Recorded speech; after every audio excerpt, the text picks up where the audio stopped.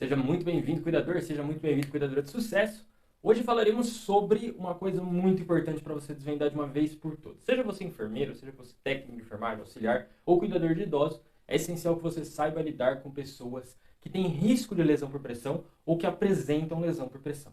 Por isso, hoje você vai desvendar de uma vez por todas o que é lesão por pressão. Por isso que eu vim nessa luzinha, para que você identifique o que é, os graus, o jeito de cuidar e o jeito de prevenir. Então vamos lá, para você definir de uma vez por todas o que é lesão por pressão, você precisa entender os graus de lesão por pressão. Mas antes de eu começar, eu espero que você já esteja inscrito no canal do Portal Cuidar em Casa e esteja acompanhando a gente. Não esqueça de curtir esse vídeo e compartilhar nos grupos de cuidadores e fazer parte do nosso grupo do Telegram. Vale lembrar que o Telegram ele tem muita gente e você pode participar com conteúdos. Lá a gente manda conteúdos dos vídeos, conteúdos das lives e você consegue acompanhar. Então já entra no link aqui embaixo. Vamos lá. A lesão por pressão, por definição, é uma área de proeminência óssea onde abre uma lesão, ou seja, a partir de uma pressão ocasionada em área de proeminência óssea, se abre uma lesão. Então, lesão por pressão, que antigamente nós falávamos UPP, ou seja, úlcera por pressão, agora nós falamos LPP, lesão por pressão, porque abre uma lesão e não é uma ulceração. Então, a lesão ela vai abrir sempre que eu tenho uma camada fina de pele, ou seja, por exemplo, aqui é a área de trocânter, ou seja, lateral do meu quadril. Eu tenho uma área fina de pele, e essa área fina de pele, ela tem pressão sobre ela. O paciente está deitado sempre de decúbito lateral, sempre deitadinho de lado. Essa área, que a cabeça do fêmur, que é o maior osso que a gente tem, é o osso que fica aqui lateral da coxa, e ele pega aqui uma área de quadril, antes de se ligar em toda a área do quadril, ele vai pegar uma área de pele. E essa pele é muito fina. As camadas de epiderme, derme e hipoderme são muito finas nessas áreas. E nós chamamos essas áreas de proeminências ósseas. Então, as proeminências ósseas têm alta incidência de lesão por conta da falta de tamanho que ela tem.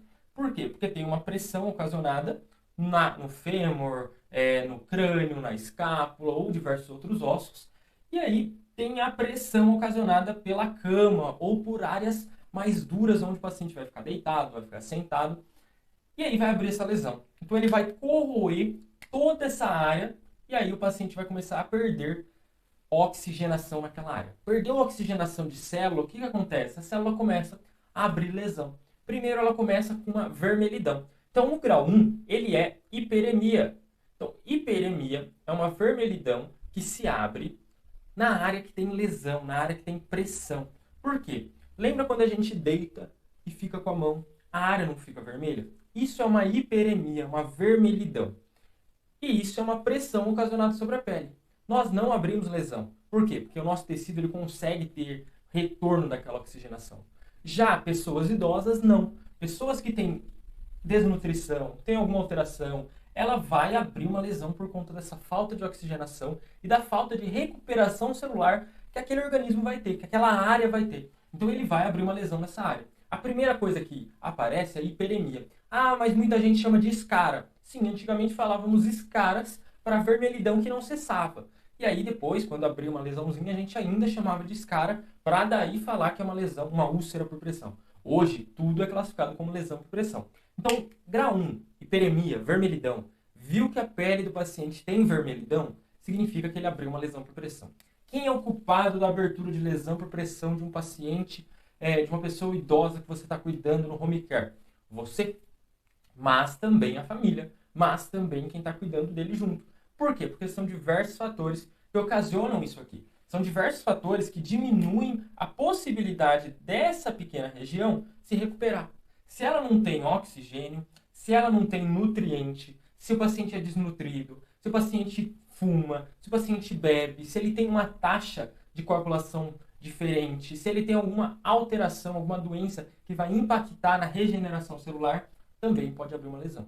Por isso, tem métodos para evitar que abra lesão por pressão que a gente vai falar no final desse vídeo. Então, não passe esse vídeo para que você entenda tudo isso. Vamos para o próximo grau. Qual que é o próximo grau que vai abrir? Aqui, só é hiperemia. Então, aqui eu tenho pele íntegra, certo? Então, a pele íntegra é aquela pele que não abre. É aquela pele que está fechadinha, pele íntegra. Por mais que esteja vermelho, nitidamente aquela área está com baixa oxigenação, ainda assim é pele íntegra. Quando eu passo para uma grau 2, a pele já não é mais íntegra. Ou eu tenho uma bolha, e aí principalmente A gente pode lembrar de queimaduras também. As queimaduras, quando abre uma bolha, é uma queimadura grau 2. Então, lembrem disso também. Então, abrir uma lesãozinha aqui, ó, por mais que tudo em volta esteja vermelho e só uma área esteja aberta, só uma pequena partinha esteja aberta, esteja friccionado, tenha cisalhamento ou alguma outra coisa, você vai classificar como lesão por pressão grau 2. Então, lesão por pressão grau 2 é uma lesão onde tem hiperemia e eu tenho abertura, a integridade da pele foi prejudicada. E, enfermeiros, quando eu for classificar a paciente, eu vou classificá-la na minha sistematização do atendimento como pele prejudicada, como integridade da pele prejudicada. E aí você vai dar diagnóstico, e aí você vai prescrever mudança de decúbito, diversas coisas que a gente vai falar no final. Então, pele íntegra, porém tem hiperemia, então já é pele prejudicada, já é integridade prejudicada, já tem hiperemia, já tem um risco de abrir uma lesão maior. Grau 2, abrir uma feridinha, pego só a área de epiderme. Você não sabe quais as diferenciações da pele? Fique tranquilo, lá pra frente você vai entender. E aí, você vai entender que eu tenho epiderme, derme e hipoderme. Mas fique tranquilo, você entendendo que grau 2 abriu uma área de feridinha, já é importante para você melhorar o seu cuidado no dia a dia. Então, professor, grau 3, então, ela vai abrir a área de hipoderme. Não, grau 3 eu vou abrir a área de derme, que é a maior área de pele, ou seja, onde tem vaso, onde possivelmente vai doer mais, onde o paciente vai ter um alto risco de uma piora maior, onde o paciente vai ter que necessitar de um curativo mais complexo. Por quê? Porque está na segunda camada da pele. Segunda camada da pele. O paciente perdeu o epiderme, pegou já derme. Então, essa área aqui, ó, possivelmente pode ter uma necrose, possivelmente o paciente pode ter infecção. Então, eu tenho que tomar cuidado. Então, grau 3, eu já pego uma área de tecido maior. Eu já chego na derme. Eu já pego uma área de vasos sanguíneos. Pode ter um sangramento maior. Então, o paciente que tem uma lesão por pressão grau 3, eu preciso tomar muito mais cuidado. E aí, normalmente, quem vai fazer os curativos aqui é a enfermagem. Por quê? Porque são curativos mais complexos, que demandam processos estéreis para o cuidado dessa lesão. Ah, mas o cuidador não pode fazer esse tipo de curativo? Existem normativas que possibilitam que o cuidador faça esse tipo de curativo, desde que ele tenha treinamento e orientação da equipe de cuidado que ele está sendo acompanhado. Por quê? Porque cada um no seu quadrado, certo? Você pode fazer esse curativo desde que você tenha autorização e treinamento. Cada um no seu quadrado. Você vai ganhar muito dinheiro se você estiver no seu quadrado e você se especializar no seu quadrado. Mas cada um no seu quadrado. Grau 4, então, nem se fala. O grau 4 é quando eu tenho uma alteração muito grave da pele. O paciente vai ter uma exposição óssea e aí eu consigo enxergar o ossinho dele aqui, ó, bonitinho. Consigo enxergar tendão, consigo enxergar uma área mais profunda. Por quê? Porque aqui eu tenho a hipoderme. A hipoderme, aonde tem órgão, onde eu tenho osso, onde eu tenho uma musculatura mais profunda. Eu tenho essa exposição de hipoderme e aí o paciente não vai sentir tanta dor quanto na grau 3. Por quê? Porque aqui eu tenho nervo. Aqui não. É igual queimadura. O paciente de queimadura com grau 2, ele vai sentir muita dor.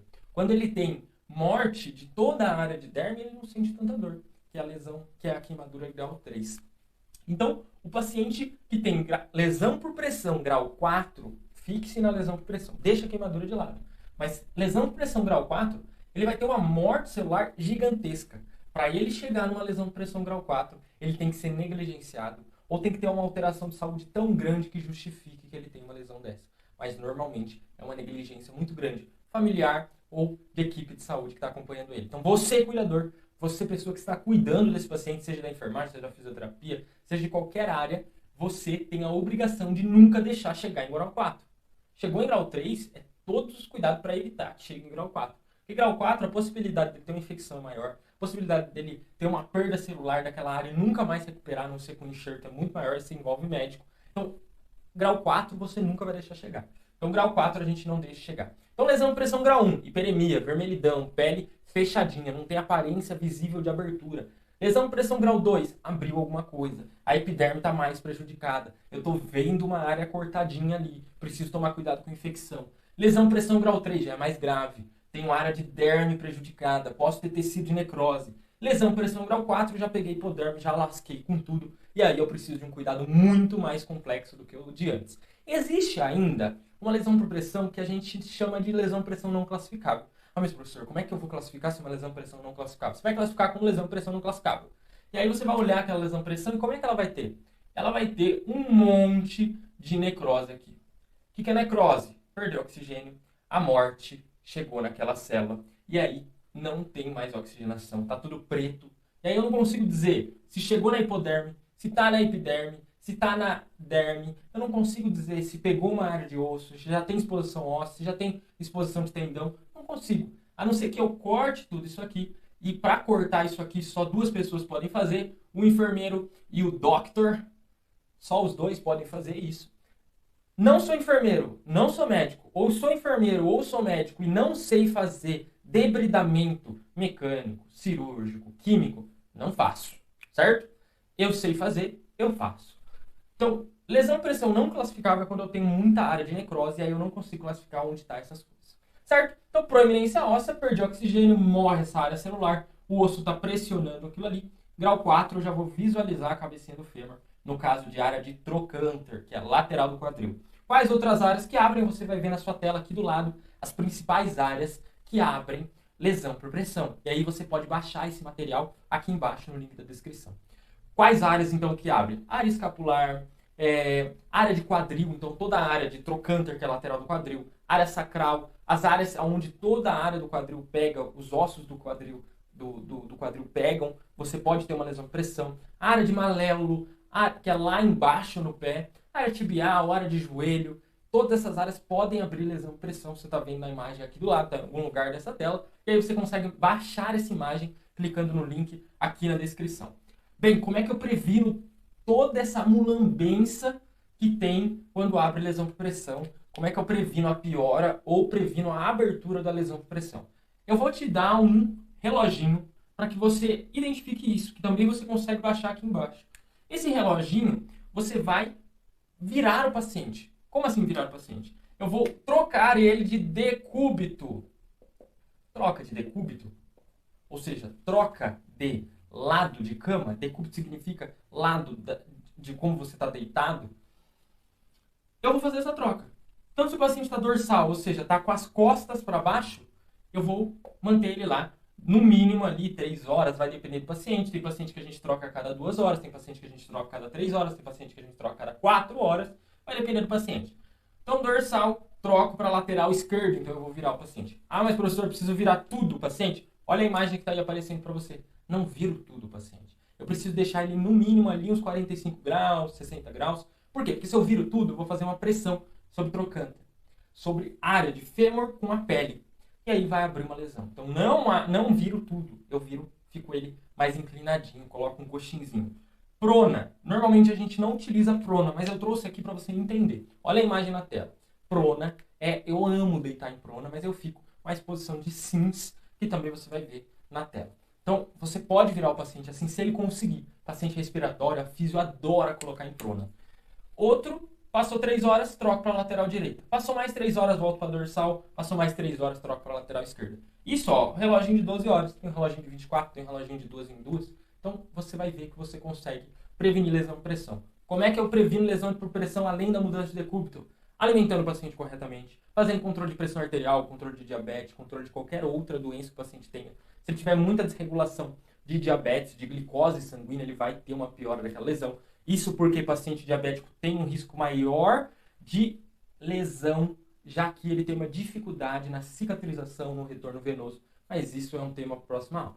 Então, controlo todos esses sintomas, evito que ele fume, evito que ele beba, evito que ele faça qualquer hábito de vida que prejudique ele, seja ser sedentário, seja comer muita gordura. Isso vai piorar as lesões, vai piorar o quadro dele. Então, não deixa ele fazer isso. Certo? Essa aula foi grande, mas eu espero que você tenha entendido o que é lesão por pressão. Se você quer entender mais ainda o que é lesão por pressão, os cuidados, mostrar lesões para você visualizar, você se inscreva no Método Cuidador de Sucesso para que você entenda. Pode ser de qualquer área, você vai entender de uma vez por todas o que é lesão por pressão, quais as diferenças entre os banhos, quais os cuidados que eu preciso ter com o paciente idoso. Então, pessoa idosa é totalmente diferente de pessoa adulta normal. Então, eu preciso ter um cuidado maior. Se você da enfermagem ainda não fez o curso de cuidador de idosos, entre no Método Cuidador de Idosos de Sucesso. Se você não é da área da saúde e quer entrar, entre no Método Cuidador de Idosos de Sucesso. você vai entender de uma vez por todas o cuidado, como vender e um bônus exclusivo de empreendedorismo para você saber vender na internet, porque hoje em dia a internet é tudo. Eu espero que você tenha gostado desse vídeo. Eu espero você quinta-feira na nossa live especial do Cuidar. Até mais e um abraço.